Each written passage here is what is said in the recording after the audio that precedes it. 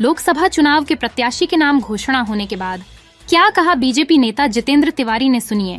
না দেখুন, আসানসোলে একজন অভিজ্ঞ ব্যক্তি দরকার ছিল এবং অতীতে উনি অনেকবার সাংসদ রয়েছেন এবং আমার মনে হয় যে পশ্চিমবঙ্গে যে কজন সাংসদ আছেন তার মধ্যে সবচেয়ে অভিজ্ঞ উনি।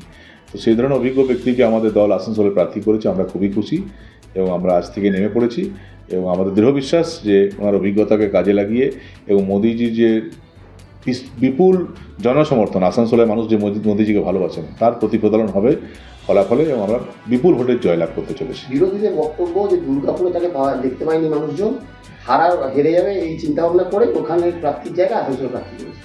না, আমি বলি শত্রুঘ্ন সিনহাজিকে আমরা কতবার দেখতে পেয়েছি এবং এমপি তো কাউন্সিলর না যে রোজ মানুষের সঙ্গে দেখা করবে। এমপির যে কাজটা সেটা ঠিকভাবে করছেন কিনা সেটা বড় জিনিস।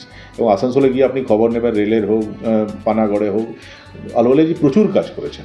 যে এমপি লেভেলে যে কাজ সেটা প্রচুর করেছেন এবং আমাদের দৃঢ় বিশ্বাস যে আসানসোলে একটা স্ট্রং ম্যানের দরকার ছিল যে আসানসোলের সমস্যা বোঝে, জানে এবং তার সমাধান করতে পারবে। আমাদের দৃঢ় বিশ্বাস ওনার নেতৃত্বে আসানসোলের সমস্যার সমাধান হবে। তৃণমূলের বক্তব্য ওয়াক ওভার দিয়েছে বিজেপি।